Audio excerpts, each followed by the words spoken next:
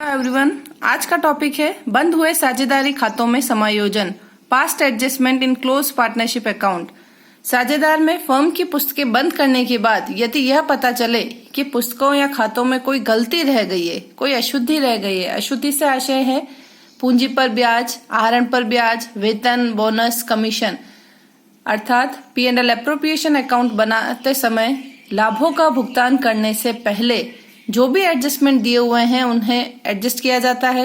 यदि यह ज्ञात हो कि वो एडजस्टमेंट होना रह गया या गलत राशि से लेखा हो गया, जैसे पूंजी पर ब्याज का लेखा न करना से आशय है इंटरेस्ट ऑन कैपिटल देने की बात हुई थी, तय हुआ था कि पूंजी पर ब्याज का भुगतान होगा, किंतु P&L एप्रोप्रिएशन अकाउंट बनाते समय पूंजी पर ब्याज का भुगतान ही करना रह गया, भूल गए पार्टनर पेमेंट करना, या कम या अधिक राशि से किया गया। IOC थी 10,000 पर पार्टनर, लेकिन पेमेंट किया गया 5,000 पर पार्टनर, ज्यादा या कम भुगतान करना। आहरण पर ब्याज का लेखा न करना, सेम वही पॉइंट है। कोई ट्रांजैक्शन जो P&L एप्रोप्रिएशन में आता है प्रॉफिट डिस्ट्रीब्यूशन से पहले, किंतु P&L एप्रोप्रिएशन तैयार कर लिया, प्रॉफिट निकाल लिया, कैपिटल अकाउंट बना लिए, बैलेंस शीट बना के बैलेंस को टैली कर लिया, फिर पता चला कि कोई एडजस्टमेंट होना रह गया P&L एप्रोप्रिएशन में, तो ऐसे जो समायोजन होते हैं, ऐसी जो गलतियां होती है, उनके लिए जो समायोजन होते हैं वह किस तरह से किए जाते हैं, उन समायोजनों को बोलते हैं बंद हुए साझेदारी खातों में समायोजन। बंद होने से आशय है फाइनल अकाउंट तैयार हो गए, प्रॉफिट निकल गया, बैलेंस शीट बन गई, अब किसी मिस्टेक का पता चला तो उस मिस्टेक का जो समायोजन करना है, उस मिस्टेक का जो एडजस्टमेंट करना है, वो किस प्रकार से करेंगे। समायोजन की विधियां, मेथड ऑफ एडजस्टमेंट। अब जो एडजस्टमेंट करना है उसके दो तरीके हैं। एकल प्रविष्टि द्वारा समायोजन, बायपासिंग सिंगल एंट्री। लाभ हानि समायोजन खाता खोलकर समायोजन through P&L adjustment account. First अपन देख रहे हैं एकल प्रविष्टि द्वारा समायोजन, बायपासिंग सिंगल एंट्री। नाम में ही मीनिंग है, जो भी एडजस्टमेंट है उसके लिए केवल एक सिंगल एंट्री की जाएगी। ये कैसे तैयार करते हैं? एकल प्रविष्टि द्वारा जब समायोजन किया जाता है, ऐसी कंडीशन में एक एनालिटिकल टेबल, विश्लेषण तालिका तैयार की जाती है। इस विश्लेषण तालिका का जो सार है, जो नेट निकल रहा है, नेट प्रभाव जो निकल रहा है, उसका नेट जो इफेक्ट निकल रहा है, उस इफेक्ट को बुक्स में लाने के लिए केवल एक सिंगल एंट्री पास की जाती है। वो सिंगल एंट्री क्या होती है? Gaining partner capital account debit to sacrificing partner capital account. Gaining जो लाभ प्राप्त करने वाला साझेदार है, जिसे अधिक राशि मिल गई, देने थे किसी को 100 रुपए, किसी को 110 रुपए का अगर पेमेंट हो गया है तो अपन क्या करते हैं, 10 रुपए उससे वापस ले लेते हैं। तो जिसने अधिक गेन किया है उस मिस्टेक के कारण उससे वापस वो अमाउंट ले ली जाएगी फर्म द्वारा, और जिसने सेक्रीफाइस किया है, जिसे कम राशि मिली है, वो अमाउंट उसे दे दी जाएगी। कैपिटल का बैलेंस होता है क्रेडिट, तो जो सेक्रीफाइसिंग पार्टनर है उसकी कैपिटल को बढ़ाना है, इसलिए सेक्रीफाइसिंग पार्टनर आया क्रेडिट साइड में। गेनिंग पार्टनर जिसको ज्यादा पे कर दिया, उसकी कैपिटल को कम करना है, इसलिए गेनिंग पार्टनर को करेंगे यहाँ डेबिट। एनालिटिकल टेबल जो तैयार की जाती है, एनालिटिकल टेबल 3 पार्ट में डिवाइड होती है। फर्स्ट जो पार्ट होता है इसका, वो होता है पर्टिकुलर सेक्शन। सेकंड जो पार्ट होता है वो होता है पार्टनर्स के लिए, पार्टनर्स वाला सेक्शन। थर्ड जो पार्ट होता है वो होता है फर्म के लिए। Particular, partner, firm.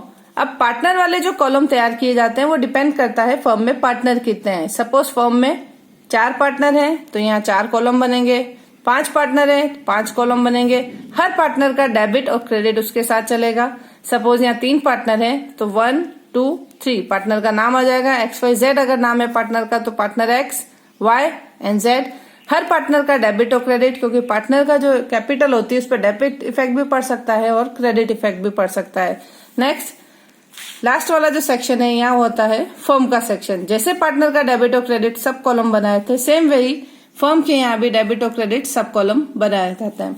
अब जो भी एडजस्टमेंट है जो होना रह गया, सपोज पार्टनर को सैलरी देना रह गया तो एडजस्टमेंट सैलरी का होगा। IOC का पेमेंट ज्यादा कर दिया तो IOC का पेमेंट कम करने के लिए IOC का ट्रीटमेंट होगा।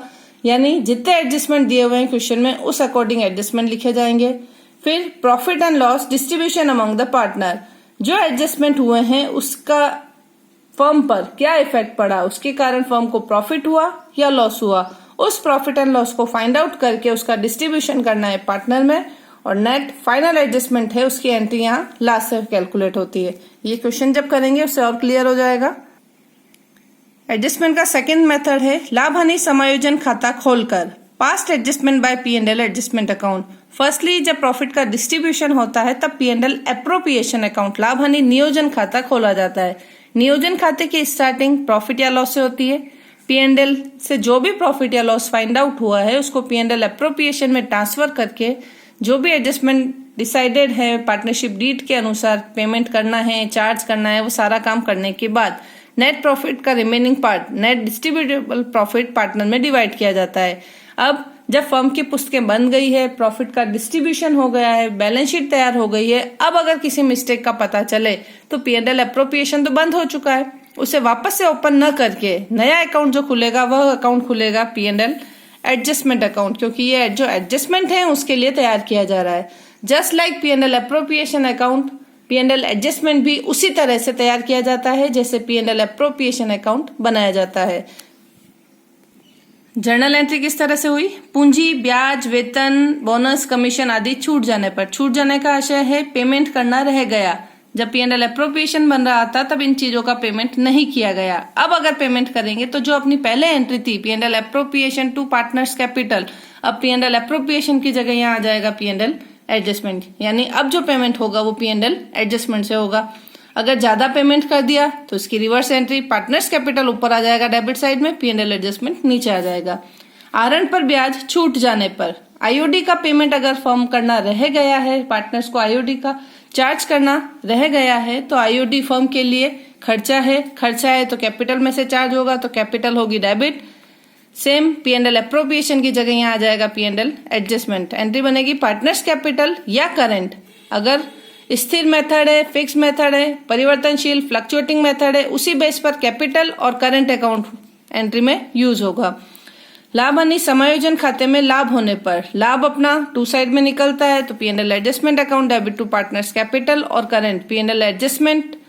जैसे एप्रोप्रिएशन का प्रॉफिट एंड लॉस डिस्ट्रीब्यूट किया था पार्टनर में, सेम वैसे ही एडजस्टमेंट का जो भी प्रॉफिट एंड लॉस होता है वो पार्टनर में डिस्ट्रीब्यूट होता है।